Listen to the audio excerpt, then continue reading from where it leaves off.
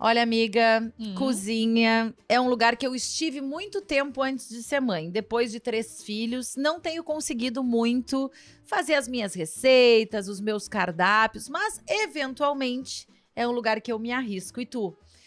Ao contrário de ti, não frequentava a cozinha antes de ser mãe. E agora, principalmente depois da pandemia, né, que não tivemos restaurantes para almoçar, para lanchar, eu tive que me aventurar, assim, profundamente. Mas eu soube que na tua casa… Eu ia te falar, mas nessa parte e doçuras, bolos, quem é expert é minha filha Martina, ela adora. Então, assim, ó, ela iria amar essa forma de silicone kitchen. Aliás, o Assum Supermercados, nosso parceiro do podcast, junto com a Amor, nos trouxe hoje pra gente mostrar pra vocês alguns utensílios domésticos, utensílios de cozinha que fazem toda a diferença no dia a dia, porque aqui a gente fala também sobre praticidade. Então a gente tá aqui, ó, com o foyer, palavra em inglês, né, de silicone e bambu, com a forma para bolo redonda de silicone e com a colher de silicone. A famosa antiga colher de pau, que agora é de bambu e silicone. Mas ela é bambu, ó, é moderna, tem essa, né, essa rusticidade. Forte, exatamente. E colorida, pra deixar a cozinha muito bonita. Ah, e a gente hoje, né, transformou a cozinha num lugar interessante, elegante, divertido. E eu fiquei pensando que facilita muito no nosso dia a dia, porque o silicone, ele não gruda a massa, é mais higiênico, a forma não é porosa, o que também facilita, Tati, pra não grudar a massa, pra desenformar. Não precisa untar. E tem outra vantagem, vai no forno de micro-ondas e também na máquina de lavar. Então, na hora de higienizar, é uma tranquilidade, que uma mãe precisa. Ou que uma adolescente precisa. Ou a mãe que vai lavar a louça depois da cozinha com o adolescente. Não, mas sujou, limpou. Ah, boa. Mas olha só, então eu tive uma ideia aqui. Qual? Vamos fazer o seguinte, vou te desafiar a fazer uma receita com a Martina. Tá bom, vamos lá. E eu vou me desafiar a fazer uma receita e a gente vai compartilhar onde? Lá no Instagram do Tudo Sobre Mim, a Mãe, usando esses utensílios aqui que a Amor mandou pra gente junto com o Supermercado Assum. Aliás, festa de fim de ano chegando, né? Eu ia falar sobre isso. Reunião de amigos, amigo secreto. Então, vamos lá, preparar uma receita deliciosa. Eu já tenho até um palpite, porque lá em casa tem uma questão com a lactose. Então, nossa receita vai ser sem lactose. E a tua? A minha vai ser sem glúten, porque com o Francisco, ele não se alimenta com glúten. Algumas pesquisas apontam, né? E a gente escolhe algumas alternativas também para ajudar no desenvolvimento dele, que o glúten, né, é apontado como um vilão, vamos colocar entre aspas assim, do desenvolvimento neurológico, né, enfim, do cérebro. Então a gente optou por tirar o glúten lá de casa para as receitas do Francisco. Então eu vou fazer um bolo que eu descobri que é com banana, para degustar aí junto com a família, e é bem saboroso. É muito legal a gente descobrir essas receitas alternativas que dá para todo mundo comer, mesmo as pessoas que têm restrição, e a gente também curte comer. Então vamos lá, esperar as nossas receitas. No Instagram você vai pegar a receita e vai ver também o resultado. E olha só, vamos botar o resultado na tela aí, pelo menos uma fotinho. Olha confere aí, ó, os nossos bolos e receitas que a gente trouxe pra ti aqui no Tudo Sobre Minha Mãe. Não te esquece os produtos da Amor para várias utilidades do dia a dia da tua casa, pra praia, pro pátio, pra piscina, vocês encontram no Supermercado Assum, nas lojas físicas ou no app. Você pode também pegar o WhatsApp da loja que você frequenta e comprar por ali. Compra por ali, eles te entregam em casa. Tudo que a gente precisa, facilidade, bom preço, bons produtos no Supermercado Assum.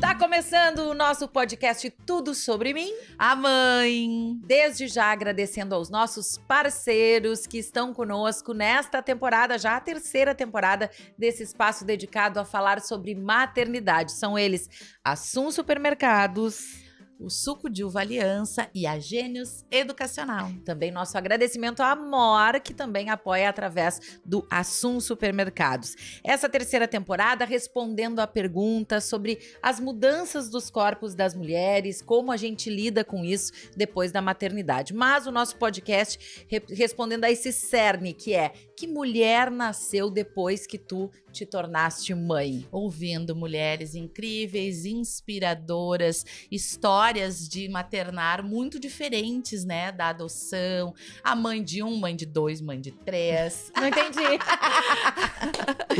As mães que já são avós. Não, essa não sou eu. Não, Ainda não. Não, vai demorar pra gente ainda, né, Xana? As mães de adolescentes, pois como eu. Muitos tipos de maternidade, espaço, né? Já passaram por aqui. exatamente. Aliás, fica aquela dica que a gente sempre dá no início do nosso podcast, que é: aproveita, passa no canal aí, te inscreve, aciona a sinetinha, nos ajuda a fazer esse conteúdo chegar a mais e mais pessoas. Porque não é só as mães.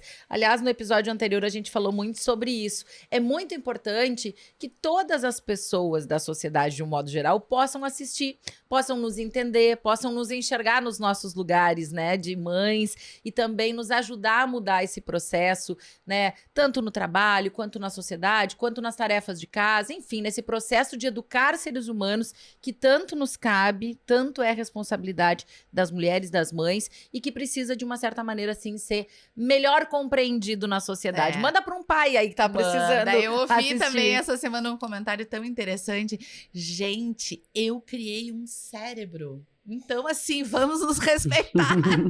Aí eu me lembro quando eu tava grávida de ter lido algo tipo isso. assim: fala com a fulana, não tá doente, não tá isso, né? Quando tá grávida, tem todas aquelas frases chavão, assim, né? De, gravidez não é doença e não sei o que mais. E a pessoa disse assim: só um pouquinho que agora eu tô construindo um cérebro. É isso aí. A gente tem que se colocar nesse lugar. Mas já estamos com a nossa convidada na linha. Aliás, eu trouxe, já deixei aqui na mesa, os livros dela, porque de fato, organicamente, eles fazem parte do meu dia a dia, porque tenho me especializado, né, tentado me especializar um pouquinho e entender melhor esse processo educacional. Eu sempre digo aqui no podcast que a gente se prepara muito com o enxoval, quando tá gestando, né? Sobre as primeiras necessidades daqueles seres humanos que a gente vai trazer ao mundo.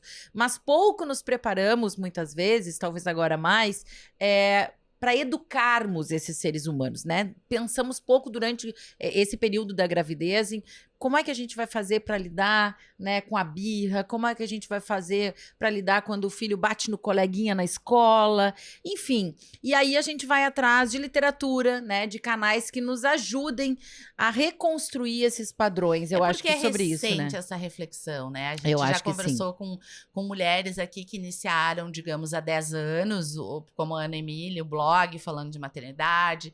É recente essa possibilidade da gente poder expressar as nossas angústias e também de poder nos tornarmos estudiosas. Eu sempre digo, sou estudiosa da adolescência. Esse é o meu momento Eu agora. da infância. E é o meu papel. E aí, pessoas como a nossa convidada são luz no nosso caminho. Olha que ela é baiana. Ó, hoje estamos juntando gaúchos com baianos, assim, pessoas Mas super... ela não tá na Bahia. Não tá na Bahia, Não, mas tá ela na é baiana. Ela é uma luz só, eu vou te dizer, que É? sempre que escutá-la falar é assim, ó, é empolgante, emocionante, ela é daquelas pessoas que prende a atenção da gente. Psicanalista, autora de best-sellers, aliás, recém lançou um livro novo, né? Mãe do Romance. Miguel e da Helena. E ela compartilha muito as suas reflexões nas redes sociais, além também dos seus próprios livros. Tá aqui, ó, Educação Não Violenta, Conversas Corajosas, e também, tá faltando um aqui que eu não achei lá em casa, viu? Alguém, acho que o pai pegou pra ler. Por que gritamos? Essas reflexões da maternidade, sobre relacionamentos amorosos, pluralidade e o poder de uma coisa muito importante que tá faltando muito no mundo hoje em dia: diálogo. Eu vou perguntar pra nossa convidada, pergunta aí, vê se ela sabe quem é. Eu acho que ela tem uma palavra só pra dizer. Alexa, quem é Elisama Santos? Elisama Santos é um autor. Não, nunca resumiu tanto a vida de uma pessoa em uma palavra. Seja bem-vinda, Elisama. Que prazer te receber aqui. Que bom te ter aqui. Oi, gente. Bem-vinda. Que delícia estar aqui. Obrigada. Que delícia estar aqui. A gente sempre Que faz essa linda brincadeira com a apresentação de Alexa, vocês. viu? Da apresentação. E esses dias ela deu um currículo super grande da Isabel Teixeira. E a Isabel disse assim, poxa, resumiu, né, a minha vida. Mas hoje ela se superou, sinceramente. É um autor, não te colocou nem no teu gênero, né? E nem uma foto tua, botou Pois uma é, foto de uma bonita ela. máquina de datilografia. Mas a gente sabe quem tu és e estamos aqui brindando felizes com a tua presença. Também para entender muito mais sobre esses conceitos que tu trazes, sobre essa forma de educar não violenta, né? E entender, eu acho que eu vou fazer uma pergunta que tá aqui, ó, assim, ó, para começar. Por que gritamos, Elisama? Gente, falar de grito é tão importante, né? Falar do que vive dentro de nós. Eu comecei escrevendo Educação Não Violenta com a ideia de falar para os pais e para as mães formas novas de educar. A gente pensar muito mais muito além do comportamento da criança. A gente ir para o desenvolvimento emocional, o desenvolvimento da resiliência, da capacidade de diálogo, da autorresponsabilidade, autodisciplina. E aí, com o tempo, eu ouvia de muitas mães, eu viajei o Brasil muito, dando palestras, as pessoas falavam, Elisama, eu te escuto tanto, eu leio tudo que você escreve e eu continuo gritando. Quando eu vejo, eu já surtei. E eu queria falar para as pessoas que a gente grita por muitos motivos. Normalmente são as nossas necessidades que não estão sendo ouvidas. Tem tanta coisa viva dentro de nós, importante para nós, que a gente não está falando, que a gente não está conseguindo ter atendido e sai em forma de grito. Então, ouvir o que grita por trás do nosso grito é essencial para que a gente dê conta de, poxa, por que eu estou gritando? Peraí. O que é que está falando sobre mim? É que a gente aprende que, eu grito porque eu sou nervosa. Eu grito porque eu sou estressada. Eu grito porque eu sou assim. Eu grito porque ele é impossível. Eu grito porque ele só me ouve quando eu grito. E não, essas respostas fáceis, entre aspas, elas nos tiram da curiosidade de entender o que está por trás do nosso grito. Eu gritei porque tinha algo muito importante para mim aqui. O que era? O que era tão importante aqui que eu não estou tendo atendida? O que é que esse grito fala sobre mim? Sabe? Tipo aquela luzinha de alerta que acende no painel do carro, que se você seguir pode bater o motor. Tem uma luzinha que quando ela acende ali no painel, a gente já sabe que tem que parar o carro. Para o carro, espere esfriar, só depois você segue. Não pode continuar daquele jeito, porque senão você pode bater o motor e o prejuízo é grande. Então o grito é essa luzinha. Acendeu.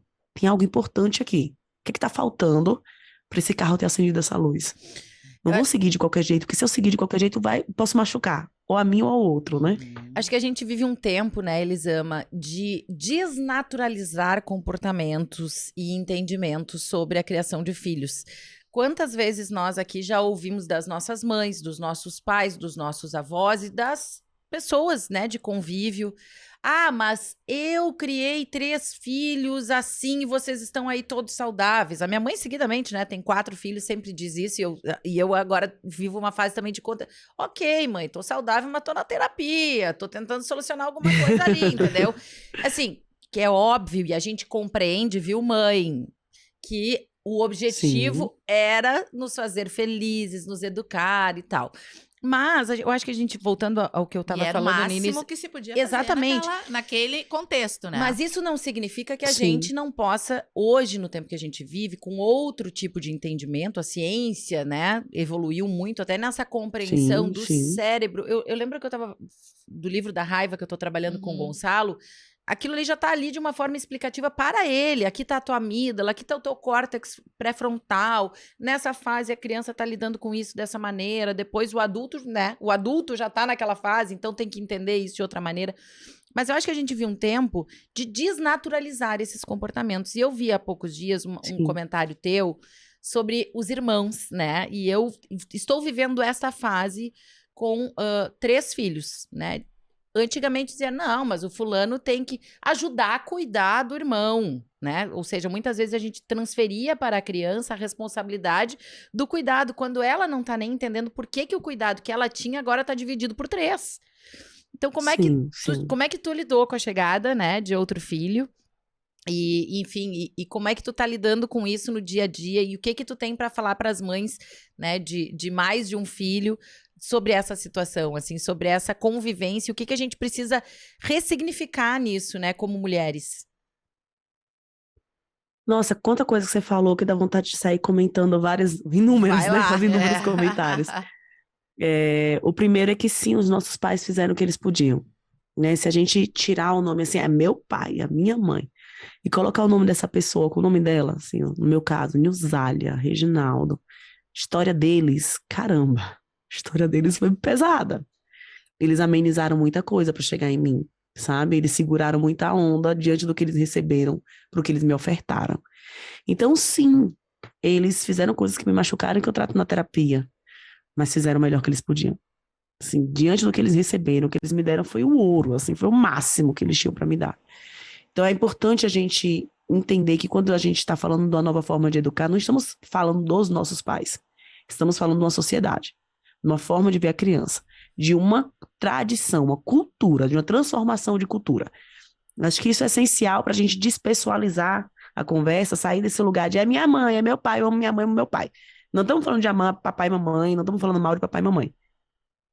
Nós estamos falando de uma construção de uma outra forma de ver a criança e a criança no mundo.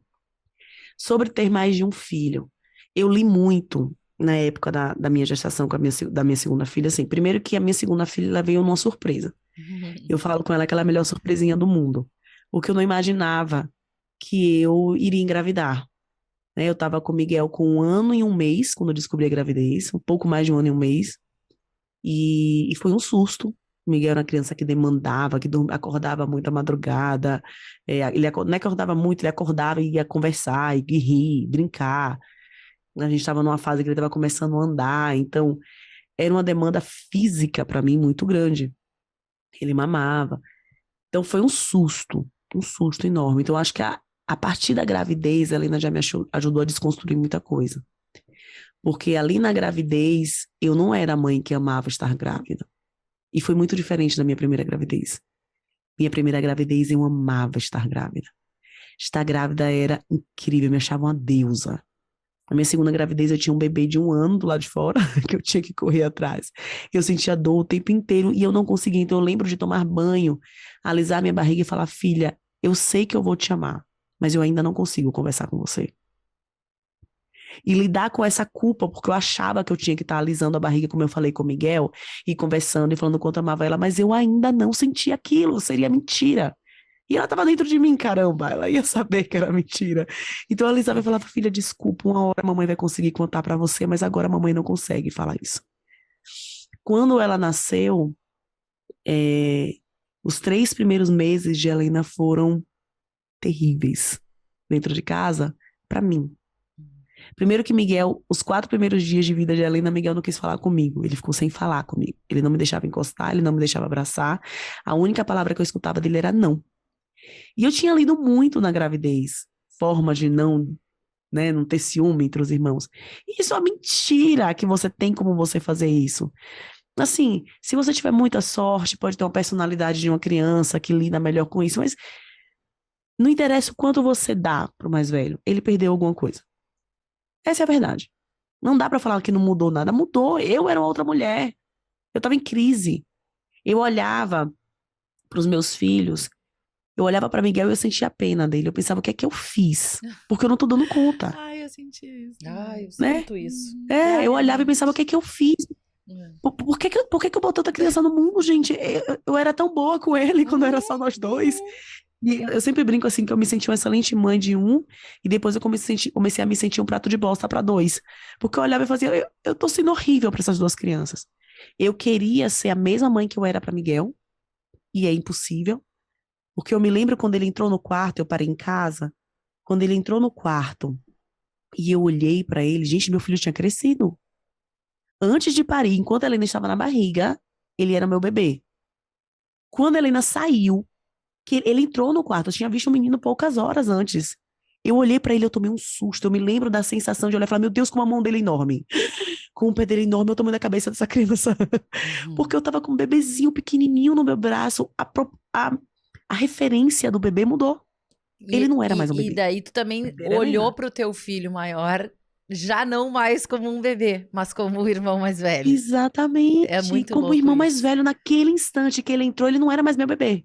Meu bebê era que tava E a no meu braço, me mamando. dificuldade de encaixar, quando eu cheguei com meu filho, os meus filhos têm 1 ano e 7 meses, a minha história é muito parecida com a tua, né? Foi um susto, assim, pra mim também, descobri quando ela ia fazer 1 aninho, e apesar dela ter uma personalidade mais receptiva, talvez, não sei se é essa a palavra, encarou de uma forma mais tranquila, eu não conseguia encaixar. E eu me lembro de Sim. amamentar e pensar o que eu fiz, né? As O que é que eu coisas fiz da vida? estavam engrenadas, ela estava caminhando, já tinha parado de mamar. E aí e agora eu tinha uma criança que eu tinha que estar apoiando, né, de uma outra forma, outra. E aquilo me deu uma angústia, foi muito difícil. E eu sentia pena também. Eu chorava e olhava para ela e pensava, por que, né? O meu bebezinho agora vai ter que Sim. crescer, vai ter que outras pessoas intervir, levar para cá, levar para Sim. lá, eu vou perder um monte Sim. de E ele vai perder a momentos. exclusividade, né? Sim, exatamente, né? E E a como gente de lidar? perder esses momentos de estar o tempo todo, né, com o maior. Sim. Mas as coisas vão andando e vão melhorando, né? Elas vão Em que melhorando. momento tu conseguiu, assim, fazer esse encaixe? Eu acho que os 3 primeiros meses foram terríveis, porque eu queria ser a mesma mãe para Miguel, e eu queria ser para Helena a mãe que eu fui para Miguel. E era impossível. Sim, porque já tinha outro. E quando o Miguel nasceu, era só ele. Eu fazia tudo com a criança. Tudo era eu. Ninguém ficava com meu filho. Uhum. Porque eu fazia questão de estar com ele o tempo inteiro. Eu cortava o cabelo dele, porque eu cortava na bacia, no banho, botava ele brincando. Então, assim, tudo era eu. Quando a Helena, depois de 3 meses de Helena, foi quando eu finalmente entendi, Elisama, aquela mãe morreu. Já era. Você não é mais a mesma. Ou você aceita uma mãe nova, descobre como é que você vai ser agora, ou você vai ficar chorando essa morte para sempre. Então eu olhei e falei, essa é a vida dos meus filhos. Eu queria ser a mesma mãe que Miguel não sentisse. Olha que loucura, eu queria que Miguel não sentisse a chegada da irmã. Até eu entender, não, meu papel é ajudá-lo a lidar com tudo que a chegada da irmã vai despertar nele. Porque essa é a vida dele, ele tem irmãos. Pronto, ele tem uma irmã. Eu não posso fingir que ele não tem, eu não vou conseguir criar um mundo fantasioso em que ele não sente a chegada da irmã. E eu olhei para Helena, eu me lembro que os cochilos de Miguel eram sagrados, né? Ninguém nem andava direito na casa para que ele não acordasse. E a coitada da irmã, eu botava para dormir, 2 segundos depois ele estava em cima dela. Eu fazia, meu Deus, a minha filha não cochila. E eu chorava e fazia, eu não consigo botar a coitada para cochilar. E até eu entender que, pronto, era essa vida dela. Ela tem irmãos. Ela chegou no mundo com outra criança aqui. E ela estava perdendo coisas? Estava. Mas ela também estava ganhando outras experiências que Miguel não teve, sabe? E isso foi muito importante para mim. Eu estava tanto para Miguel que a chegada de Helena me resgatou. Porque eu pensei, se eu continuar me ofertando dessa forma, eu não tenho mais Elisama para dar. Eu não tenho mais Elisama para dar. Desse nível que eu dou para Miguel, eu não posso dar para mais ninguém. E vou precisar amenizar aqui, porque senão eu não vou ter o que ofertar para essas crianças. Isso mudou muita coisa para mim, assim, entender que essa mãe de 2 era uma mãe com menos rigidez no que era certo ou errado. Era uma mãe que trocava fralda no banco do carro, não precisava mais do trocador, do não sei o quê. Tá. Não, eu já tinha entendido, assim. Não vou matar a criança, eu já sei como é que faz. Isso aqui eu sei fazer. Só limpa Botei na VIP, eu roupa. consigo. Eu brinco muito que a segunda maternidade ela é libertadora nesse sentido. Sabe? Ela é muito libertadora, que você faz assim, é isso. É isso aqui que eu vou conseguir fazer e tá tudo bem. E foi muito bom. Foi muito bom enxergar que eu não seria a mesma mãe. Foi muito bom abrir espaço para eu descobrir essa nova mãe, que trocava fralda em qualquer lugar, que já pegava o recém-nascido e tomava banho no chuveiro, sabe? Assim, foi uma descoberta de uma mãe mais leve, porque a mãe que eu fui para Miguel, ela era muito tensa. Eu Ela era acho muito que preocupada, ela achava que tudo era determinante, sabe? Acho que isso que tu vem trazer é muito, até de um ditado popular, Uhum. não é um ditado, mas assim, uma coisa que as pessoas costumam repetir, que é, ai, mas ele é filho único, ele é mimado, ele é isso, ele é aquilo, porque há um fundo de verdade nisso. Quando a gente tem um filho único, toda a atenção, né? Tudo é exclusivo. E eu acho que justamente, Elisama, nos coloca nesse lugar de também a gente viver exclusivamente para o filho e se perder como mulher. Sim. Concordei perfeitamente com isso que tu falaste. O segundo, o terceiro filho, ele nos liberta desse lugar, até porque a gente tem que ensinar aquele filho que nasce por segundo, né? E o primeiro, que há Sim. a necessidade de dividir atenção, de dividir espaço, de dividir prioridades, e a gente volta a se conectar com as nossas prioridades de alguma maneira. Sim. Claro que a culpa não nos abandona nunca, né? Porque Não isso eu acho que é abandona, inerente. Mas eu acho que um movimento importante para quem tem essa oportunidade, eu tenho 2 irmãos, né? Um irmão que tem 1 ano e 9 meses a menos que eu, então é muito perto também, e uma irmã que tem 7 anos. Então, uma das coisas que eu pensava muito, e até a minha pediatra falou, foi sobre o ganho, né? Depois daquele momento de ficar pensando na perda, na dificuldade do que minha filha, que era o bebezinho da casa, vai ter que dividir tudo, pensar no ganho que é e como isso hoje em dia se processa Nossa. dentro de mim, né? Eu não tenho memória nenhuma de ter perdido a atenção, Nem eu. entendeu? Nada disso ficou registrado, pelo menos pra mim. Eu só me lembro das nossas brincadeiras, da casa cheia, da parceria, da alegria, das brigas. Sim, né? o bônus Então, é maior o para ti bônus, como adulta exato, da tua infância com irmãos. exato. Lá em casa nós somos 4 e eu quis ter mais filhos, tenho 3, justamente para que eu penso que a vida coletiva, né, Isso. dentro de casa, ela é muito mais construtiva para a vida em sociedade do que uma vida de exclusividade, né? Então eu sempre quis que os meus filhos tivessem irmãos, né? Isso foi uma escolha, assim, mesmo lá de casa, Sim. até para ter uma parceria a longo prazo, né? Eu acho que a gente pensa também sobre isso, Sim. né? Eu acho que a mãe pensa muito sobre como será quando eu não estiver, né? Então a gente pensa assim que os filhos terem a continuidade da família. Esse é o tema do teu livro. Agora eu acho que Mesmo tem Rio, um. né? Sim, tá até Que é aqui. teu primeiro romance. Eu acho que tem um. É, meu primeiro romance. Eu acho que tem um ajuste que a gente precisa fazer da expectativa na relação de irmãos, de que os irmãos não têm que ser amigos. Boa. Eles têm que se respeitar e conviver bem. Como eles são. É uma relação assim. Se eu aprendo a respeitar o diferente, aprendo a respeitar quem não pensa como eu, dentro da minha casa, eu vou levar isso pro mundo. Então, o nosso foco eu preciso ensinar essa criança a conviver bem, a respeitar. Mas talvez, isso, coração de mãe chega a dói em falar um negócio desse, mas talvez eles nunca sejam amigos. Ai, não Tem consigo irmãos que vão imaginar nascer isso. com personalidades tão contrastantes que não vão ser amigos. E se a gente fica no foco, seu irmão é seu melhor amigo, você tem que amar seu irmão, a gente, por vezes, violenta essas crianças, sabe? Então tem um olhar aí de primeiro permitir que os sentimentos difíceis existam, pra gente conversar sobre eles. É importante que o irmão mais velho possa falar, eu odeio ter irmãos. E a gente senta e fala, imagina, às vezes é muito difícil, eu também tenho irmãos. Eu me lembro da primeira vez que o meu filho, quando ele tinha pouco mais de 2 anos, 3 anos, a irmã começou a andar, e era aquela fase que ela saía e catava as coisas dele no inferno, né? E ela é muito fofa. Então ela seguia ele o tempo inteiro. Realmente. Quem tem mais de um filho sabe, normalmente o caçula, quando é neném, ele é apaixonado pelo mais velho, né? Ele olha com um olhar encantado. Né, O Mercedes? mais velho é um deus. É um amor isso. O mais velho é um deus. E aí ele falou, eu quero que você jogue ela no lixo. Naquele momento, aquilo era tudo que eu nunca poderia falar para os meus pais. Porque imediatamente quando eu falasse isso, eu ouvi, sua irmã é sua melhor amiga. Não fale isso. Quando eu não estiver aqui, você só vai ter a sua irmã. E eu não fiz isso com ele. Eu falei, filho, às vezes é difícil ter irmã. Quando eu era da sua idade, quando eu era menor, sua irmã mais velha também, às vezes eu só queria ser filha única. E aí, quando eu falei isso, parecia que eu tirei uma tampa de algo que precisava sair dele. Que ele começou a falar, ela baba tudo, ela segue eu. E ele foi falando, e como aquilo tava doendo nele. E era uma fase que ele tava empurrando muito a irmã, que ele tava batendo muito na irmã. Depois que a gente conversou um monte, ele já olhava pra ela diferente, porque deu espaço. Esse sentimento difícil, esse sentimento duro, essa sensação de que eu não queria que ela existisse, abriu espaço para que ele conseguisse sentir a alegria de ter irmã. Para que ele conseguisse curtir a irmã. Então, às vezes, a gente projeta na relação de irmãos a ideia de que eles têm que ser amigos, né? Eu te dei uma irmã, a gente não dá uma criança para outra, né? Vocês são irmãos, ponto. Eu não te dei, não dei ninguém para ninguém. Vocês são irmãos, essa é a vida de vocês. Sempre gostei de casa cheia, eu acho importante. E vocês precisam aprender a conviver com respeito.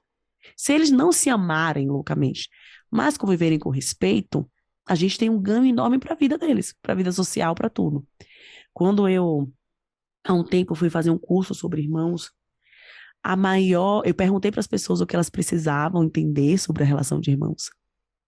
E o retorno era sempre, elas começavam falando dos filhos e depois elas falavam dos próprios irmãos. Eu me lembro quando eu tinha um workshop sobre irmãos, a gente começava a falar da reclamação dos filhos, daqui a pouco a gente tá falando do meu irmão, da minha Sabe irmã. que eu agora já tava pensando Então- nos meus irmãos, né, Pablo?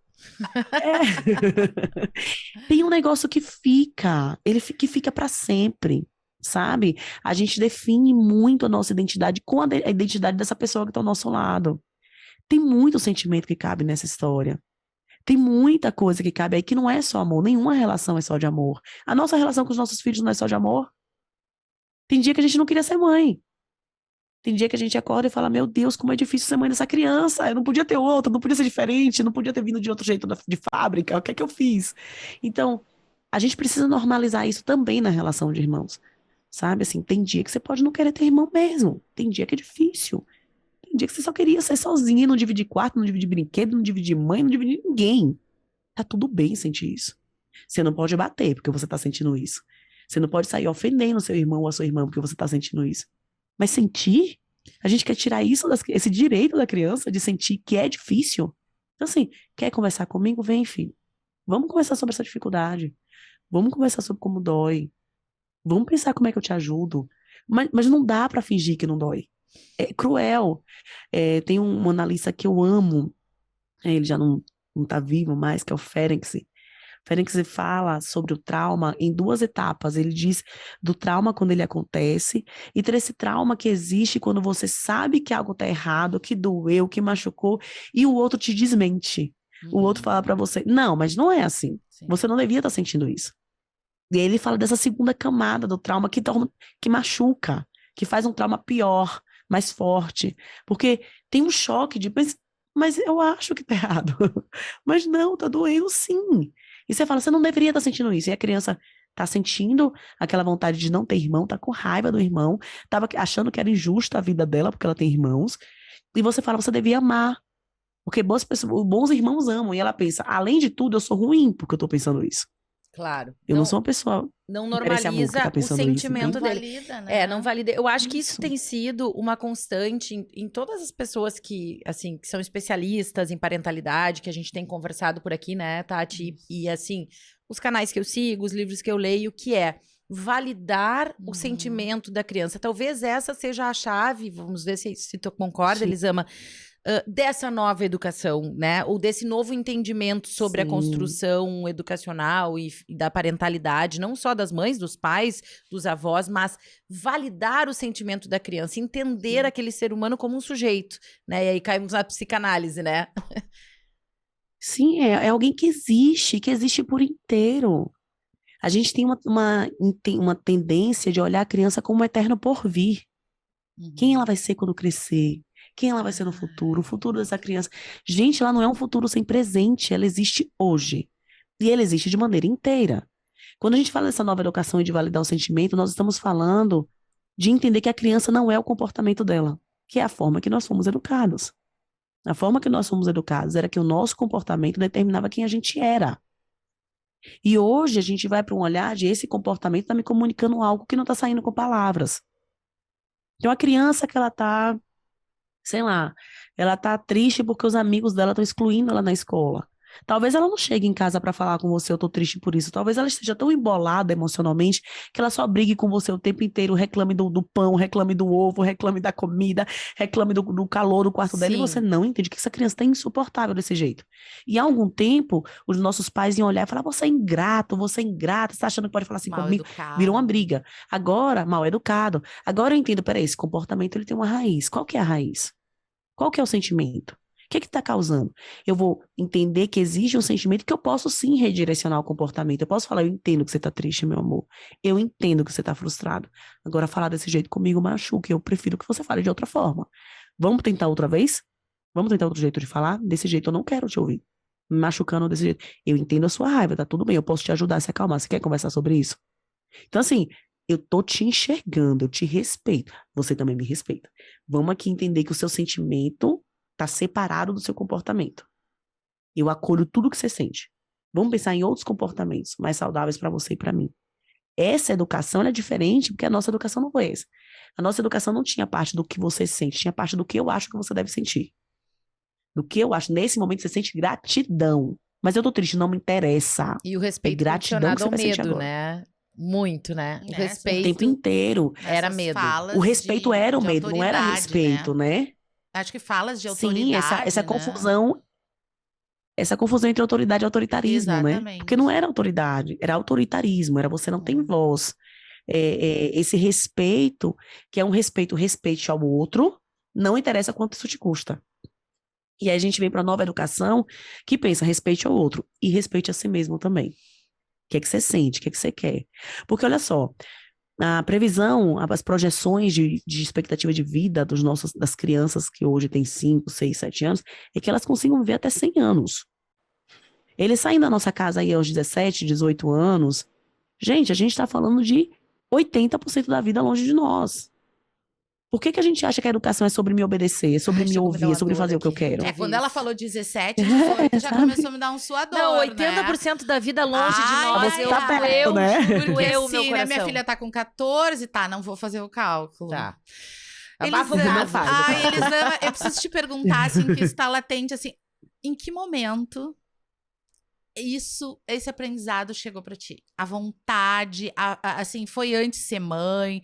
Foi no momento que tu teve o Miguel? Como é que tu começou a entender essa educação dessa forma, né? Trazendo o amor pro lugar da violência. Eu cresci apanhando, como a maioria de nós, e durante a gestação de Miguel eu falava que ele ia apanhar porque tem que apanhar mesmo e acabou. Tem que saber quem é que manda. Sempre falei isso. E eu me lembro numa vez, no finalzinho da gestação, eu vi uma mãe batendo numa criança no mercado.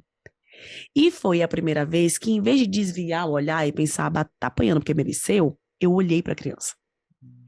E aí deu aquele aperto no peito, porque eu lembrei da minha infância. Sabe, vinha a memória vívida de pensar que alguém ia chegar para impedir que meu pai e minha mãe me batesse. Eu lembrei da sensação de apanhar. Eu não lembrei da conversa que os nossos pais diziam sobre bater.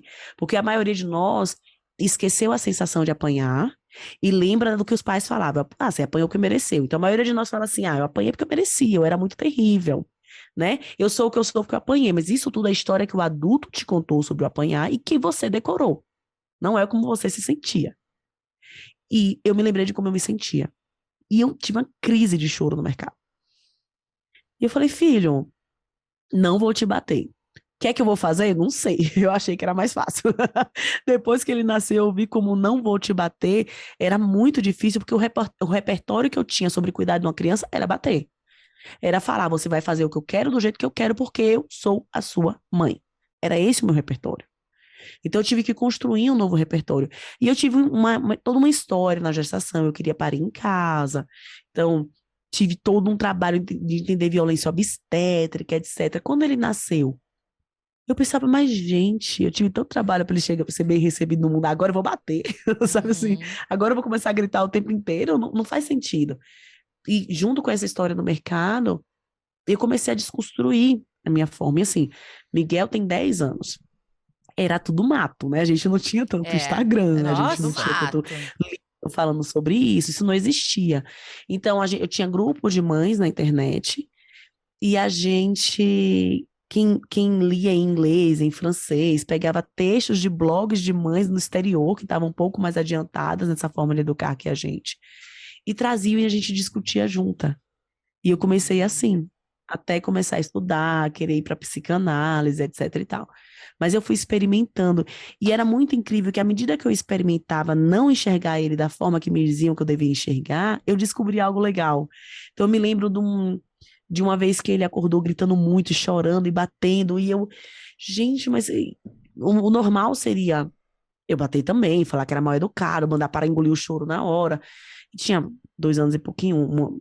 E eu me lembro de ir acalmando ele, até que ele falou, mamãe, a minha biga, que era a barriga, tá doendo.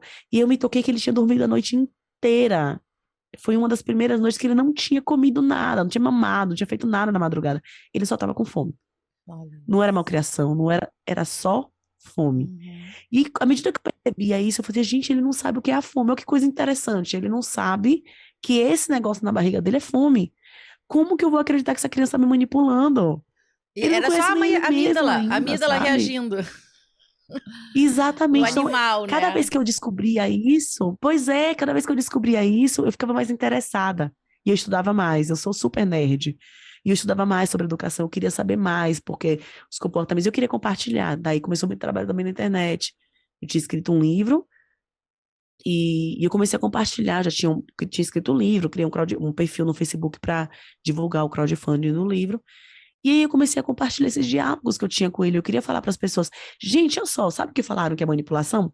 Deixa eu contar o que eu descobri aqui em casa, que não era Aham. manipulação, sabe? Eu queria Então teve despertar a uma mudança curiosidade das pessoas. profissional com o nascimento do teu filho também, Profissional A Que a gente psicanálise isso. foi pós nascimento Foi dele. depois. Olha só, eu tava aqui Foi pensando depois, que foi eu depois do deveria ter feito nascimento. psicanálise. Pois é, amiga, tu tá aqui Não, ainda hoje dá muito... tempo. Eu tô Dá vivendo tempo, isso dá muito tempo. nesse momento, né, de transição de carreira, de Uhum. mudar até o foco Bem, eu acho que isso é uma recorrente, né, das mães, dos pais também, muitas vezes, mas assim, Sim. mais das mães. Mais das mães.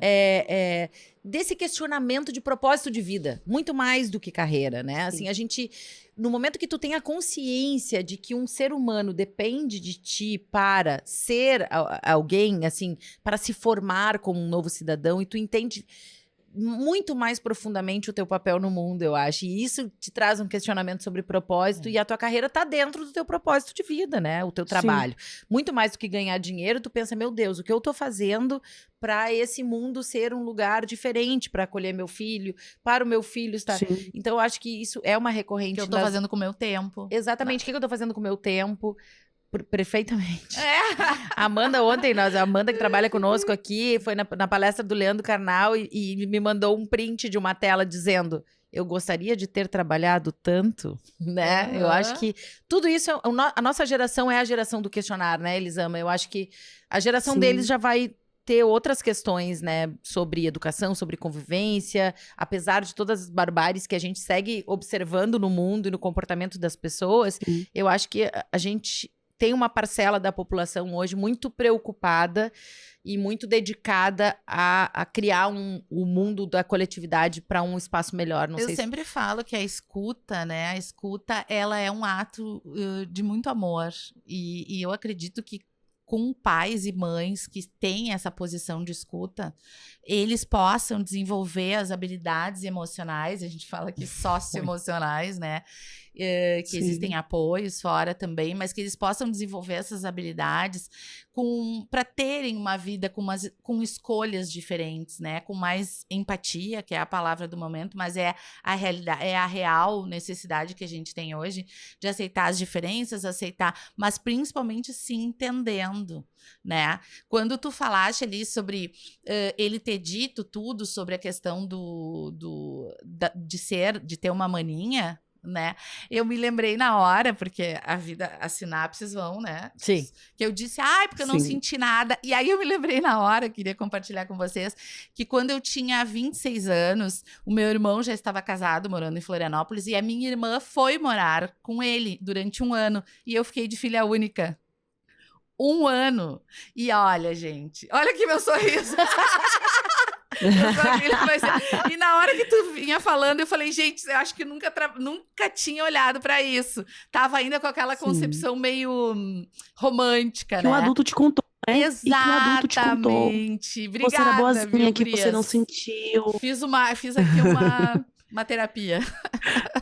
Foi muito bom. É tipo aquela história, É que a né, que gente- alguém te conta e tu não sabe se tu viveu na infância, isso se tu aí. tem a memória, É verdade. ou de tanto te contarem É. aquela história, tu já criou a cena na tua cabeça e tu te enxerga naquele lugar. Eu É acho verdade. que com a infância é muito isso, E né? são muita gente. A gente, enquanto crianças, nós acreditamos muito no que os nossos pais falam. É verdade. Eu me lembro de uma vez, Miguel, eu tava sozinha em casa com as crianças. Miguel tinha ganhado um saquinho daquele de lembrança de aniversário, sabe? De aniversário infantil, que vem Uhum. cheio de cacareco de plástico. E ele brincando, ele pulou em cima de um peão. A pontinha do peão entrou no pé dele. Ó, tirei, limpei, cuidei ali. Quando ele se acalmou, eu liguei o pai chegou, aí eu fui, contei pro pai o que tinha acontecido. E eu, como já trabalho com isso, eu não contei do ele foi corajoso ou ele foi medroso. Eu contei, nossa, amor, ele pulou, sangrou bastante, a gente limpou. Contei sem muitos julgamentos meus sobre a história. Contei sobre mim. Nossa, fiquei assustada, tava muito sangue e tal. Quando as avós ligaram, contei o que aconteceu. No dia seguinte, ele encontrou uma amiguinha. Ele contou a história, mas ele contou a minha história. Em momento nenhum ele contou como foi pra ele ter pisado, o que ele sentiu, quanto de medo que ele tinha, se ele se sentiu corajoso. Ele não contou nada disso. Ele Como contou foi a minha dor, história. né? Porque Nossa. Nada, não foi nada disso que ele contou. Ele contou a minha história. Ele repetiu pros outros o que ele me viu repetindo umas 3 ou 4 vezes para as pessoas próximas. E eu fiquei parada naquilo pensando, caramba, quanta história sobre a gente repete. Não é o que a gente sentiu, não é o que a gente viveu, não é o que a gente lembra, não é verdade. É uma repetição de algo que alguém contou pra gente. Então, quando você falou, eu não senti nada, eu fiquei quieta, mas eu sabia que é impossível você não ter ela deu uma sentido nada. risadinha interna, assim. Pois é, gente, mas olha aqui, ó. Não, Abri risadinha meu interna. coração, né? Abri meu coração. Não Mas me é importando com isso. E é lindo. julgamentos. Não, e é isso, assim, você falou e eu pensei, não acessou ainda essas Aham, memórias. E aham. talvez a gente morra sem acessar. Às vezes a gente morre sem acessar. Não quer dizer que a gente tem que acessar tudo. Também não é assim. Eu não acredito nisso. Mas tem ali, só que a gente ouve tanto dos adultos. Ai, mas como você era boazinha, você é a menina boazinha, você era boazinha demais. Que fica essa imagem. E aí eu me lembro de um tempo ter postado no meu Instagram que um dos piores rótulos que eu conheço é o da menina boazinha. Eu acho que é um dos rótulos mais violentos que existem.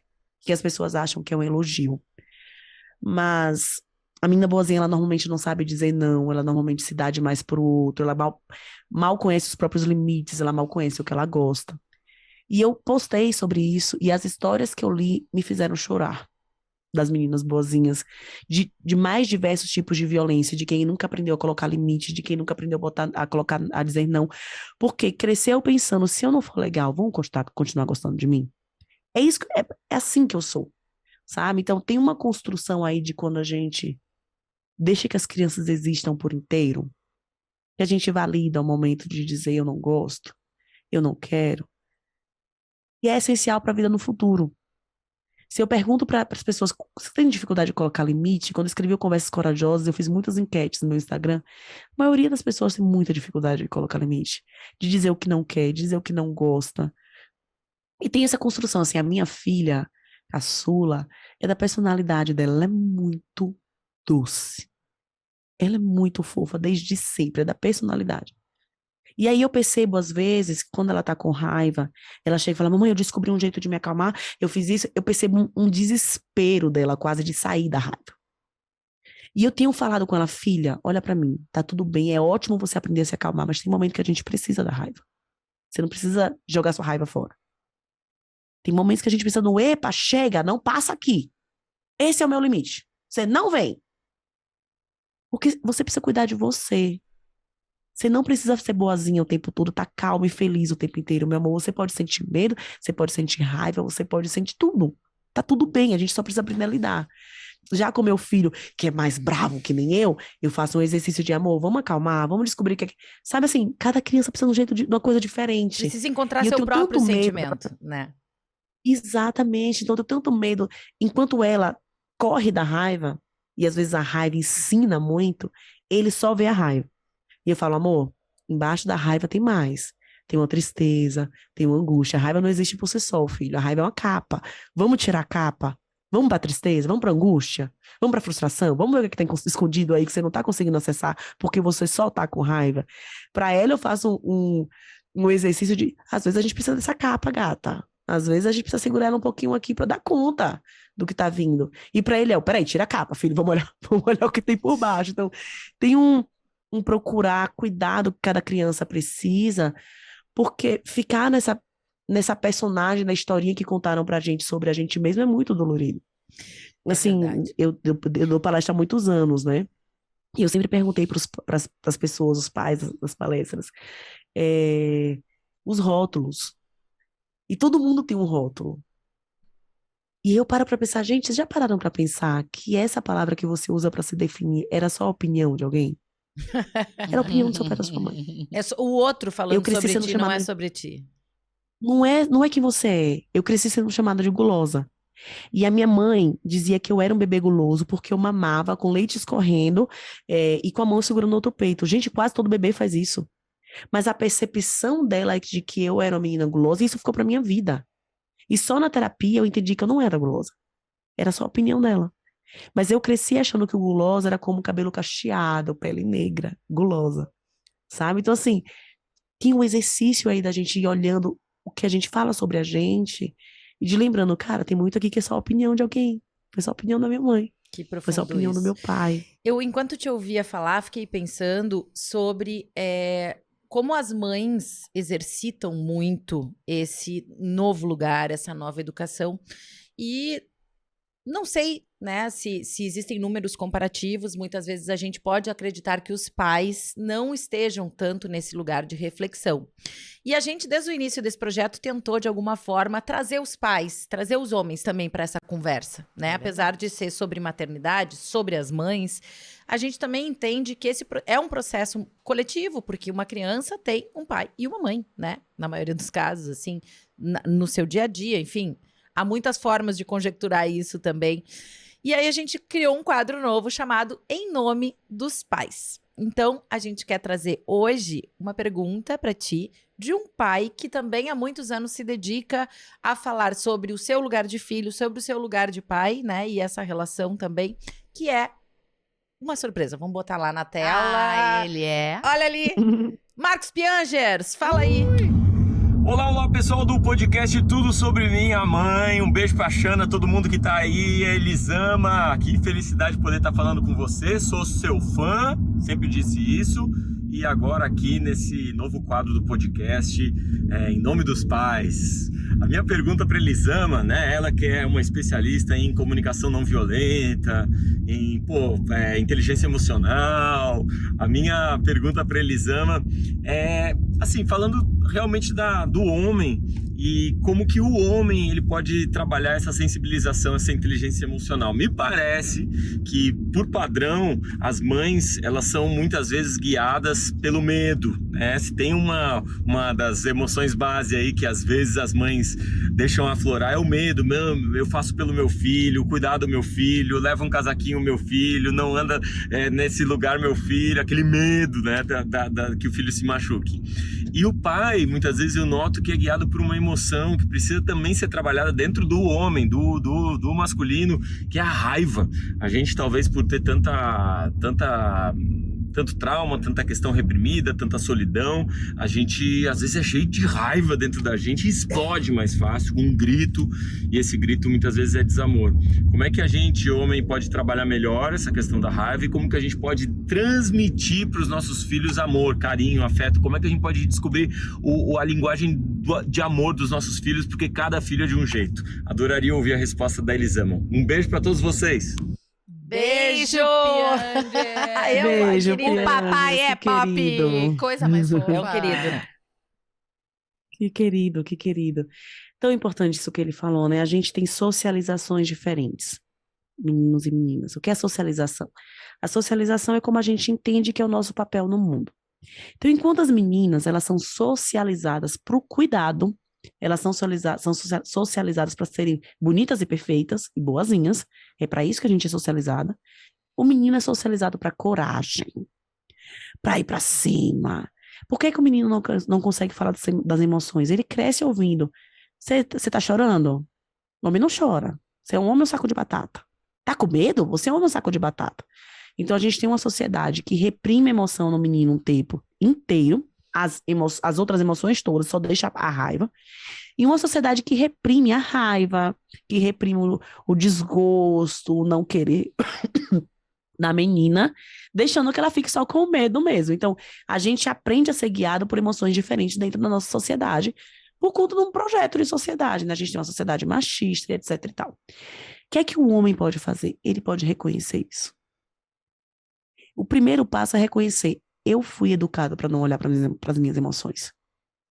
O meu padrão, o que eu sei fazer, porque foi o que eu aprendi, é brigar.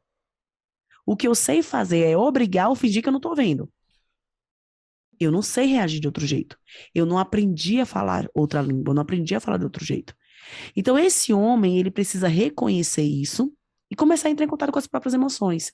Assim, vocês falaram que não tem muitos dados, né, sobre quanto o homem se envolve, o homem não se envolve. Eu escrevo na internet há 7 anos. Normalmente, minha página está ali entre 94% e 96% de mulheres. São elas que se preocupam em como cuidar da relação com os filhos. São elas que se preocupam em como cuidar da relação amorosa. Normalmente são elas que falam que o casamento não tá bom, porque são elas que se incomodam, né? O homem, ele não aprendeu a olhar para essas emoções. Ele aprendeu a pensar nele. Enquanto a gente cresce tendo que olhar tudo ao nosso redor, eles aprenderam a fazer o deles. Enquanto a gente lavava os pratos, limpava a casa, fazia tudo e estava com a mãe, os homens iam sair para brincar e estava tudo certo. Eu sempre dou um exemplo de observa no aniversário de criança. Quantas vezes as mães de meninas vão chamar essa menina para consertar o cabelo, para consertar a roupa, para limpar o rosto, para falar não sobe aí, em quantos segundos, quando a menina cai, a mãe já está do lado ou o pai levantando ela. Agora observa como isso acontece com os homens.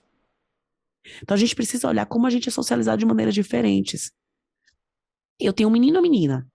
Eu me lembro de quantas vezes a minha filha, as pessoas cumprimentavam a minha filha, a mesma pessoa. Dava um abraço na minha filha, um beijo, Helena, como é que você tá? A mesma pessoa, ela levantava, fazia uma voz mais grossa e falava, e aí, garotão? Dá um soquinho E batia aqui. nas costas do meu filho. Dá um soquinho aqui. Meu filho ama abraço, ele ama o dengo, ele ama o carinho, ele ama um beijo, e as pessoas não abraçam ele. As pessoas mudam o tom de voz para falar com ele. Então, enquanto a menina ali naquele aniversário, ela cai, alguém corre, e a gente aprende que a gente, se cair, a gente nem consegue se levantar sozinha, a gente espera alguém para salvar a gente, porque a gente aprendeu que nem sozinha a gente consegue levantar, a gente aprendeu a ter muito medo da queda, porque se não tiver ninguém aqui para me levantar, a gente confia pouco na nossa capacidade de lidar com o risco. Né? Eu me lembro de uma história que viralizou na internet, de uma senhorinha que queria ter cabelo verde, e ela nunca tinha pintado o cabelo de verde. E aos 80 e poucos anos, os filhos e netos fizeram a surpresa, vendaram ela e pintaram o cabelo de verde. E ela chorava de felicidade quando ela viu o cabelo verde. E eu penso que nós, mulheres, não temos coragem nem de fazer uma mudança com pintar um cabelo de verde, que é um negócio que você pode tirar daqui a uma semana. Nós não nos arriscamos, porque nós aprendemos a não nos arriscarmos. Enquanto isso, esse menino que não é abraçado, que não é beijado, ele aprende que toda emoção dele é ruim. Enquanto eu cresci chorando no colo dos meus amigos, o meu marido, se ele fosse chorar, os amigos iam falar, ô, você é viado, rapaz? Para de chorar, você é homem ou saco de batata? Então, o homem, ele precisa entender, eu tenho emoções, eu só não aprendi a olhar para elas. E é responsabilidade dele começar a olhar para essas emoções. Não consigo sozinho, amigo, terapia. Faz um bem danado. Faz um bem danado. Terapia. Procura um amigo que você consegue conversar. No início vai ser desconfortável, porque normalmente Liga quando o homem pro fala, cara, foi Pianjas. difícil lá em casa com a minha mãe. Tem um homem que fala, cara, Lê o livro, tá difícil lá em vê o casa. filme. Olha, vamos tomar uma cerveja. Você viu que o Flamengo ganhou? Assim, corta o assunto, porque não Vai pra consegue outro lidar lugar. com o desconforto. Vai para outro amigo. Mas não desiste. Não desiste de olhar para suas emoções e não desiste de se responsabilizar pelos seus atos. No começo é desconfortável. No começo, chegar a pegar essa criança e abraçar e beijar, isso talvez seja desconfortável para você. No começo, talvez seja desconfortável para você se afastar, respirar, se conectar. O Pianges falou que a mulher tá com medo e o homem com raiva. A raiva, gente, ela é uma capa. Ela é uma roupinha para outros medos. Ela tá escondendo outros sentimentos. Normalmente é uma frustração. Então, a raiva, ela esconde frustração, tristeza, medo. O homem aprendeu a ficar só na raiva. O homem precisa ter consciência disso e falar, peraí, eu quero ver o que tem embaixo dessa capinha. Porque a raiva, ela dá a sensação de poder. Né? De que ninguém vai vir aqui, eu tô com raiva, eu sou forte. E os outros sentimentos, eles recolhem a gente, a tristeza, a angústia, eles mostram a nossa vulnerabilidade. E os homens não estão acostumados a olhar a própria vulnerabilidade. Eles querem se fingir de fortes o tempo inteiro. Porque eles aprenderam que é assim que funciona. Então, assim, vocês, homens que estão nos escutando, o homem não tem responsabilidade sobre a forma que ele foi educado. Ele não tem. Mas, cara, você tem responsabilidade sobre o que você faz com isso. Se você continua agindo como se você fosse só um saco de raiva, Então, essa aí é a sua escolha. E é isso que E você você está pode passando escolher para os fazer teus filhos. Um dado bem importante. Isso que a Elisama falou sobre o número do Instagram, né? Das redes sociais e tal. Quando eu comecei a falar mais sobre maternidade e menos sobre música, eu trabalho com música regional gaúcha, que é um universo muito ligado ao masculino, né? É enfim, um universo da tradição gaúcha bastante, para não dizer totalmente, construído em cima da figura masculina, da bravura, da força, disso tudo. Quando eu comecei a falar mais sobre maternidade, os meus números no Instagram mudaram completamente. Completamente. Sim. Hoje eu tenho, sei lá, 70%, 80% do público feminino, quando era 50-50. Entende? Era 50-50, hoje é 80-20. Por quê? Porque o assunto da maternidade, o assunto sobre criação de filhos, sobre a angústia da mulher, interessa somente às mães, ou majoritariamente às mães, e é por isso que a gente diz: compartilha esse podcast com os teus amigos, com os pais amigos, com os avós, porque toda a sociedade precisa olhar para a parentalidade de uma forma diferente. A gente tem um monte Meu de coisa Deus, pra é. falar aqui, mas temos uns quadros tão bacanas pra... Vamos chamar os nossos parceiros Vamos antes lá. disso, que oportunizam, possibilitam que a gente esteja aqui falando sobre maternidade, tentando transformar o mundo num lugar melhor. Então a gente pede sempre que vocês prestem atenção no recadinho que a gente traz deles para vocês. Confere aí. Refletir sobre a participação dos estudantes na comunidade escolar a partir da perspectiva de corresponsabilidade. Gente, esse material aqui tá no trabalho da Gênios Educacional, livros, nesse caso, que vão para os professores para reflexão sobre como o estudante, o aluno, pode contribuir com a escola. A gente tem falado aqui sobre os materiais da Gênios. Para vocês que têm nos perguntado como a Gênios Educacional contribui para esse desenvolvimento socioemocional dos professores, das famílias, das escolas, dos estudantes.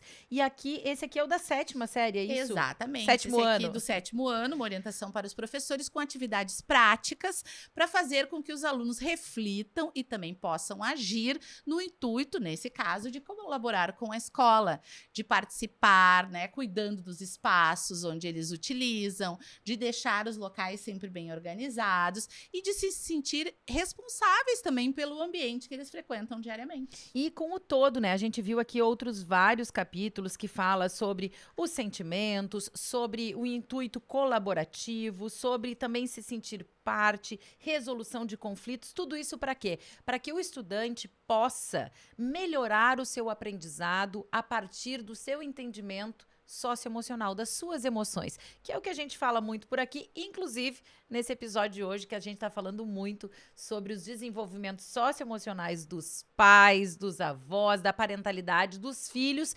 com a Elisama Santos. Então fica a dica para vocês acompanharem esse material no site da Gênios Educacional. Exatamente. Seguir nas redes também, né? Tem nas redes livros, cursos, né, atividades que vão facilitar a vida, neste caso dos professores, mas que também existem para a família, para a própria escola como um todo e principalmente para os nossos queridos filhos que são estudantes e alunos. Vamos transformar o mundo num lugar melhor, olhando também para as nossas emoções e daqueles que estão aprendendo.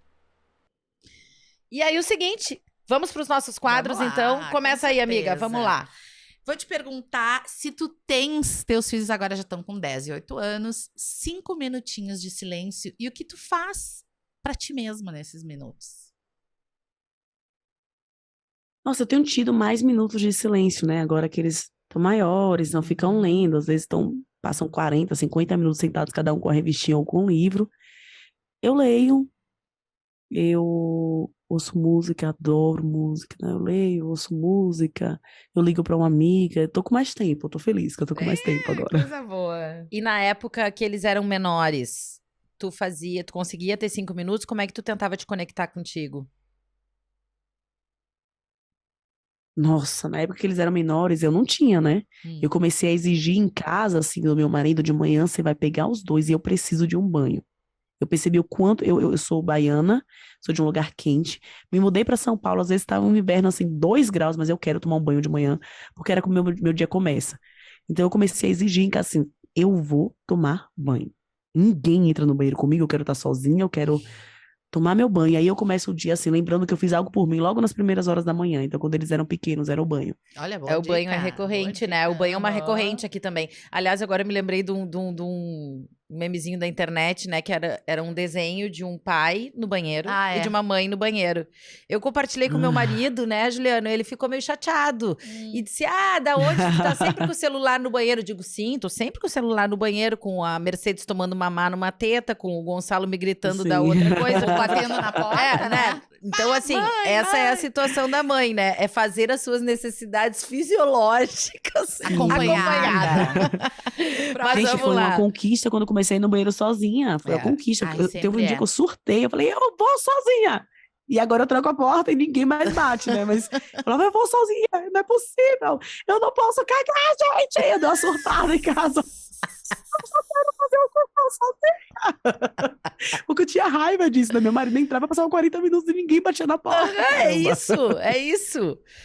Usa o espaço pra ficar. Eu agora tô numas que eu ligo o chuveiro e fico horas. Tá, tudo bem, tô gastando água. Eu sei, não faz bem pro planeta, né? Mas enfim, é uma forma. Música que eu cantava.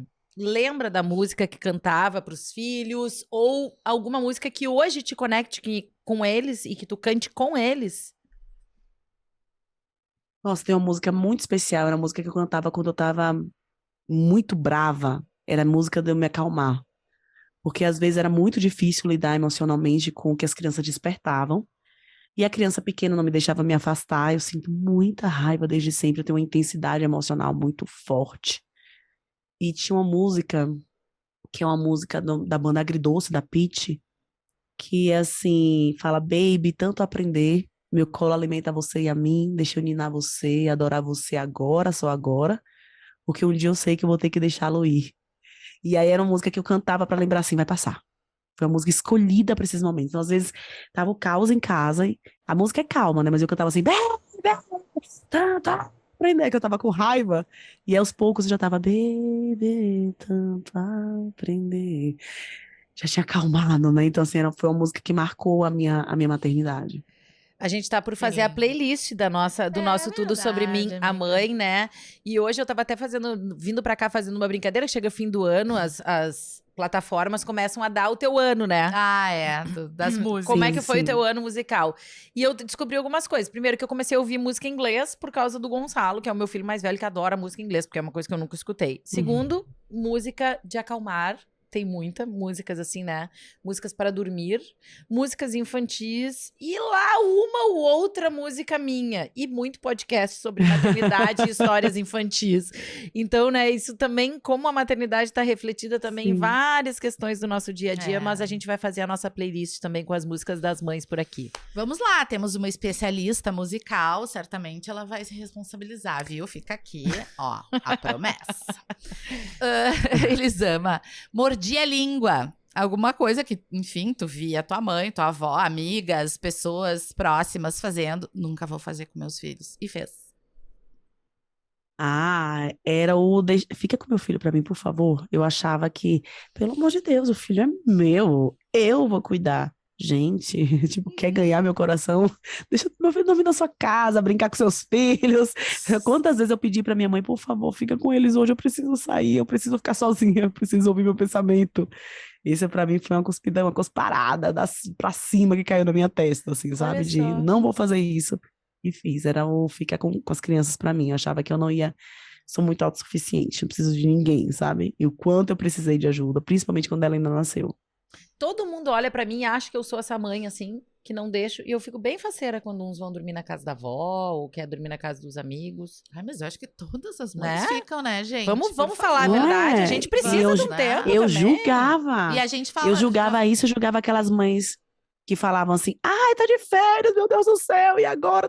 Eu fazia, ai, gente, mas as crianças em casa tinha que ter prazer. E hoje em dia eu penso, meu Deus, férias, eu ainda tenho que trabalhar, eu tenho que fazer tal. O que é que eu vou fazer com essas crianças em casa, assim? Sim, agora Né? começa Porque esse drama, né? Começar a montar. É, A e eu gente já tá julgava as conversando mães. entre nós, no grupo de mães, né? Como é que a gente vai fazer, quem vai levar cada dia para um passeio, porque realmente, né? 2 Sim, meses pois em é, eu casa, o dia julgava. inteiro. Vou criar um quadro novo agora, porque o grupo de mães está presente. Tá no grupo das mães da escola, Elisama? Sim. Qual foi a com mais certeza. divertida que surgiu assim, qual é a passagem mais interessante do grupo de mães? Ai, Nossa, deixa eu pensar. Eu, enquanto isso, vou te contar uma. Lá no Não. grupo de mães da escola dos meus filhos, tem sempre aquelas mães que conseguem resolver a situação para todas. Aham. Isso eu acho uma característica do grupo de mães. Aham. A diversidade materna. Tem aquela mãe que não tem tempo para nada, que quando descobre a coisa que vai acontecer, as outras mães já resolveram. Essa, no caso, sou eu aqui, quando descobre por último. ai, Né? É eu os sou tipos aque- de mães do eu sou grupo de aquela que mães. chegou ontem o e-mail dizendo sobre as datas ali, né, de recuperação, Já tem de data? final de aula, tudo. Eu printei e mandei na hora. Eu sou aquela que quer informar. E tu qual é? Então vamos Adoro mudar a essas são as pergunta. melhores. Vamos mudar a pergunta. Quem é Eu tu amo no grupo essas. de mães? Eu sou a que recebe o print e faz, meu Deus do céu, era isso. É hoje. E agora? Que dá Os graças meus a filhos, Deus. eles sabem tanto que eu sou assim, que o Miguel ia ter hoje ele tem uma apresentação na escola, ele falou, mãe, vai ter uma apresentação no dia que marcou, dia 1º de dezembro na escola, você, por favor, põe na sua agenda. Tá bom, filho, eu vou pôr na minha agenda, porque é isso, eu não olho tanto o grupo e eu vejo e esqueço. Meu marido é o responsável pelo grupo da escola, né? Então, todas as datas de escola, ele é o responsável. Só que às vezes ele também esquece. E aí a gente brinca que eu falo, a responsabilidade é sua e você esqueceu. Então tem isso. Mas acho que o engraçado, sabe, que foi na época da pandemia, a hora da aula, né? Cadê o link? Gente, o link, eu não tô entrando no link. Quando voltou as férias, começou a temporada de Cadê o Link, gente? Vamos, aberta a temporada de Cadê o Link? Porque ninguém nunca tinha esse link na aula, o link nunca funcionando. Gente, cadê o link? Cadê o link? Então, Elisabeth, eu mas dou eu sou a mãe graças que a recebe. Deus. Dou graças a Deus que a pandemia, os meus filhos não estavam na escola, assim, né, a partir do primário, então eu estava na educação infantil, porque eu juro por Deus, eu não sei como eu teria lidado. Eu assim, meus filhos iam faltar aula todos os dias, que eu não ia conseguir organizar os horários de botar as crianças sentadas na frente do computador. Pois é, né? O meu filho no 5º ano e minha filha no 6º ano Te admiro. foi puxado. Foi puxado. Te admiro. Mantê-lo Foi puxado. sentado e ela mantê-la acordada. Cada um pra sua. Quando eu via, tava deitada assim, no computador. Vamos lá. Vamos pro próximo. Vamos ver as fotos. Vamos pras fotos, vamos pras preferidas fotos. da Boa. maternidade. Até porque eu inventei um quadro novo, né? É, Ai, inventou. que linda. Tá, Miguel. vamos contar Ai, pra eu amo essa pra quem tá foto. só nos ouvindo. Estão eles na janela, é isso? Ela com os filhos é uma janela? Isso, meus É. filhos na janela. Foi uma foto tirada em janeiro desse ano, 2020, janeiro de 2022. Foi a primeira vez que a gente foi pra Bahia, depois da pandemia, né? A gente ficou na pandemia em casa. Tem uma foto que eu adoro, a gente tá bronzeado. Eu falo que é a nossa cor da Bahia, porque quando a gente chegou aqui, todo mundo desbotou Sim. um pouco. Eu amo essa foto, eu E é acho engraçado lindíssima. como o olhar, né? Como o olhar das pessoas fala muito, né? Porque agora, ouvindo as Sim. características que tu falaste dos teus filhos, elas estão expressas no olhar deles, né? Sim. Ele tem um olhar extremamente profundo, assim, né? Direto. Ele E tem um ela olhar tem um olhar forte. doce, né? Como é interessante, né? Como Ela é o olhar muito fala. doce. Ele tem um olhar profundo, né? Ele te olha Profundo, com gente. Ele uma tá me olhando aqui profundidade, direto. assim. Ai, coisa mais linda, Miguel É, e Helena. Miguel Lindos não nomes desvia o também. olhar, Sabe não, que eu são os acho nomes isso que estão no incrível. top trends. Ah, é? É, sim, sempre Sim, sai a lista, não é Miguel e verdade? Miguel e Helena, eu tô Já tem uns 3 ligada, tô anos. ligada. Tá pensando em ter outro, amiga? Já tem uns 3 Não. anos. Tá só cuidando dos nomes. Talvez. Nananina, não. Nananina, Vida não. Vamos pra esse. próxima Não. foto. Aí a família toda sentada na grama, numa... É, É um piquenique? O que que é? Um passeio? as crianças estão mais novinhas. Foi uma sessão de fotos que eu fiz pro meu primeiro livro. É, e a gente precisava tirar foto. Sabe aquela foto que fica do autor no fundo do livro? Sim. Eu precisava tirar essa foto e aí fomos todos. Eu tirei essa foto e depois a gente fez o ensaio. E foi marcante, porque era foto para educação não violenta, então era a primeira vez que eu estava publicando com editora grande. E foi um dia muito legal, um dia que eu estava muito feliz com eles. E nada mais justo que eles estarem juntos, né? Porque Toda a afinal são a família. inspiração Sim. desse livro. De marido junto, que lindo. Sim, sim. Vamos pro próximo. Ó, Ah, colo. exaustos. O que que é? Os dois dormindo colo. no colo da Não, mãe? essa Meu colo, essa é E a foto é uma de das fotos que eu cima, né, mais amo na gente? minha É a foto, maternidade. o celular de Linda essa cima foto. da cabeça, assim. Linda. Exatamente, eles são os dois apagados no meu colo. É a foto que refletiu minha vida durante muito tempo, né? Eu vivia para eles, esse colo era deles dois, o tempo inteiro. E, e nesse dia eu tava querendo fazer, levantar para fazer xixi. Os dois deitados em cima do meu colo, eles apagaram no meu colo, eu não tinha para tirar os dois, um dos dois ia acordar e eu fiquei com Uhum. eles parada. E tinha ali um misto, uma ambivalência, porque tinha vontade de, ai, pelo amor de Deus, eu podia levantar, comer alguma coisa, aproveitar o silêncio, mas tinha um prazer de ver os dois tão lindos dormindo no meu colo, sabe assim? Caraca, quando eles dormiam, vinha a sensação de eu tô dando conta, eu tô conseguindo aqui, a gente tá bem, tão bem, E, estamos conseguindo. e aquela Então essa sensação de foto ela tem um significado gostoso pra mim. eternizar o momento, e eu acho que quando os filhos dormem, talvez seja o único momento que a gente consiga realmente parar e olhar pra eles, né? Porque a gente consegue olhar encontrar pra esse eles. silêncio e olhar eles, né? No mais íntimo, né? Que é Sim. na expressão do sono, assim. Eu sinto um misto da doçura e da força. E agora me veio tão forte aquela música, até queria deixar um registro pela minha. Vai cantar? Não vou cantar, mas. Porque sempre, assim. Perdemos, né? Enfim, fez a passagem, o Erasmo e aquela música dele, Mulher, que eu acho Sim. que me toca profundamente pela simplicidade das palavras, mas também pela forma verdadeira com que ele coloca, né? Que a gente tem uma força que é difícil alcançar, né? Difícil algum homem alcançar. Tá linda essa foto. Sim. Vamos pra próxima, temos Eu amo essa mais? foto. Ah, bagunça, né? Baguncinha de quarto, assim, de chão, de brincar no chão com um livro. É um livro? É livro. Tô, É um tô sem livro, é um óculos. livro. Conta pra nós dessa aí. Pequenininhos ali, né? Os dois Isso. interagindo. Que amor. Miguel acho que tinha pouco menos de 4 anos, ele já lia, e ele tava lendo um livro pra irmã, e imitando, aí ele tá lendo Onde Vivem os Monstros, e ele tá fazendo o barulhinho dos monstros pra irmã, e eu cheguei, foi um dia que eles estavam no quarto brincando, eu tava na cozinha, e aí eu passei pra ir no banheiro e eu vi a cena, eu achei tão lindo que eu corri pra pegar o celular. E sabe como eu falo, corri mesmo, né? Quem é mãe sabe que a gente vê a cena linda, quando a gente pega o celular, a cena já foi embora. Sim. Mas não, eu consegui tirar foto e ficar vendo do cantinho, eu não queria interferir, ficar vendo do cantinho, assim. Ele lendo pra ela e ela sentada, bem atenta, olhando pra ele, assim. Eu amo essa foto. É lindo quando eles encontram essa conexão sozinhos de brincar juntos, Sim. né? É Cada um Sim. no papel da sua idade. Eu acho que a literatura é um caminho, né? Porque ela tem o desenho que é encantador para quem é menor, tem a leitura, né? A história e tem aquela conexão através da interpretação de quem apresenta a história, de quem, enfim, né, gente? Literatura. Deixa eu te perguntar uma coisa, Elisama, porque eu vi essa semana e também passei por uma situação na sexta-feira que me fez refletir sobre isso. Tu tem bastante fotos com eles, porque a gente ouve muito falar sobre isso, né? A mãe nunca tá nas fotos. Sexta-feira minha filha ganhou um campeonato super importante de vôlei.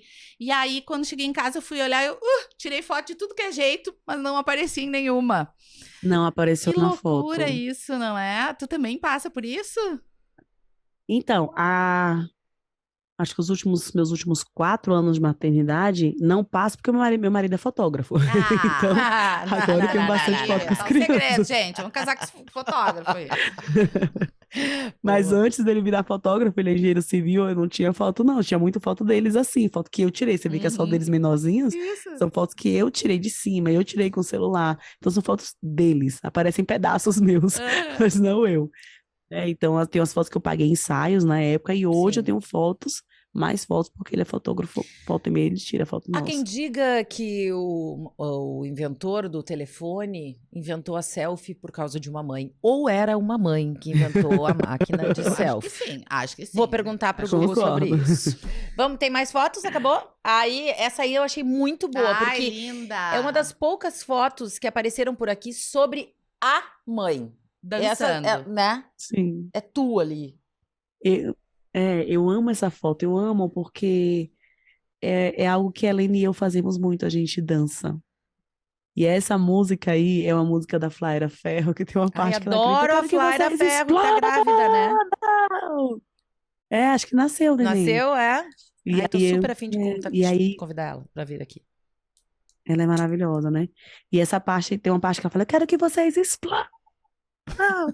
E aí eu danço com ela e ainda a gente grita no meio da sala essa parte da música.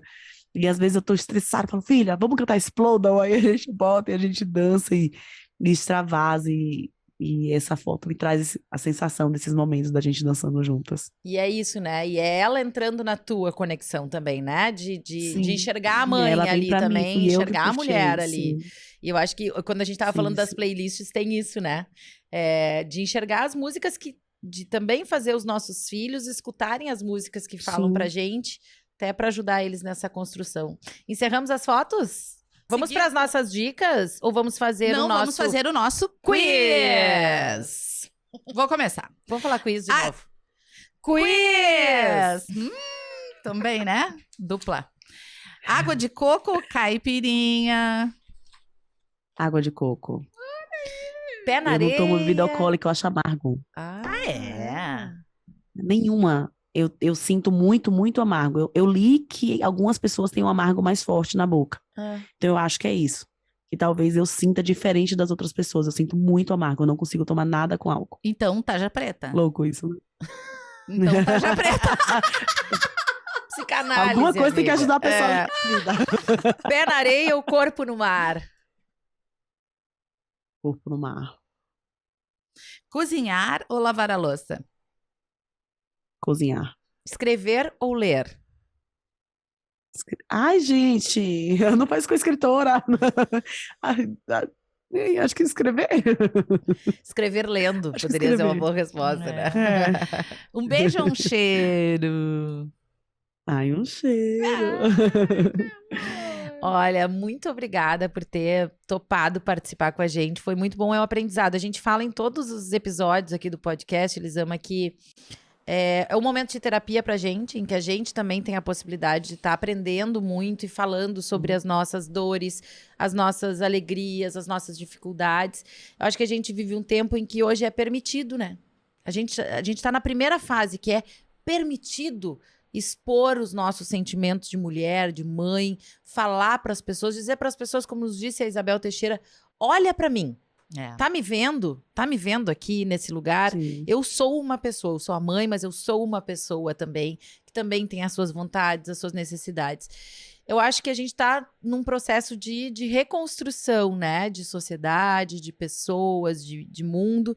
E a gente fica muito feliz de estar aqui contribuindo e recebendo pessoas como tu aqui, para a gente fazer as pessoas refletirem, né? Eu acho que uma sementinha a cada podcast já vai nos fazer muito feliz. É, a tua doçura, né? Desde o momento que a gente fez o contato, ai, ela ficou muito feliz de ter recebido o convite. Uhum. Ai, que bom, muito obrigada, Elisama. Já tinha aqui uma fã e agora tô mais ainda, porque essas trocas e também ver a tua humanidade faz com que de alguma forma seja uma inspiração para olhar mais para as minhas questões. Eu me identifiquei muito ali nas personalidades dos filhos. Na minha casa é a mesma coisa. Então, valida também a gente entender, né, o como a gente lida Sim. com as questões e que com amor, gente, com amor, tudo é possível. Obrigada, muito obrigada. Sim, sim, sim. Um prazer imenso, gente. Um prazer gigantesco. Obrigada pelo convite. Espero que as pessoas curtam o nosso papo, né? E que inspire de alguma forma. Bom, a gente já deu como dicas aqui os livros da Elisama. Mais uma vez, vou trazer alguns aqui, ó. Conversas Corajosas, Como Estabelecer Limites, Lidar com Temas Difíceis e Melhorar os Relacionamentos através da Comunicação Não Violenta. Vou lá na câmera do meio. Educação Não Violenta e também, Tati... Porque gritamos. E mostra E aí, a outro- dica nova hoje é o livro recém-saído do forno, que ela sentou para escrever um livro sobre irmãos, justamente, mas não veio. Veio um romance. É isso, mesmo Rio. Veio um romance, o mesmo Rio. É uma história de 3 irmãos, com uma mãe que ela tá com uma doença terminal, e uma das irmãs rompeu com a família e retorna aí para o encontro após 10 anos afastada da família. É bem bonito. A gente vai dar a dica. Não Que esquece bacana. que as nossas dicas também estão no nosso Instagram, onde estarão também as fotos. Não No esquece Insta. de nos seguir por lá, de compartilhar os nossos conteúdos, os nossos cortes do podcast. Também te inscrever no nosso canal no YouTube. Estamos em todas as plataformas de áudio, no Spotify também com imagens. E lá no YouTube tem o nosso canal de cortes também, que vocês podem compartilhar para chamar a atenção das pessoas para virem assistir esses conteúdos por aqui. É verdade. Eu vou deixar o Insta da Elisama Santos C. Tá? É incrível esse. Muitas dicas, muitas reflexões, muitos papos, muitos Exatamente. conteúdos relevantíssimos. E a nossa gratidão aos nossos parceiros, mais uma vez, né? Verdade. Gênios Educacional Assum Supermercados com Amor. e a Vinícola Aliança com o suco de uva Aliança, já sabe, né? Suquinho saudável para colocar na lancheira da gurizada. É isso, a gente vai se despedindo. Muito obrigada, Elisama. Um beijo, sorte, sucesso. Muita com esse livro novo que tá chegando por aí. Cada livro também é um filho, né? Sim, sim. Sorte e sucesso pra nós, meninas. Um beijo. Obrigada, beijo, obrigada a Beijo, vocês. gente. Vai lá no Tchau. nosso Insta também. Tchau, tchau, gente. Quinta, Tchau. 19 horas, tem EP novo por aqui. Beijo, beijo.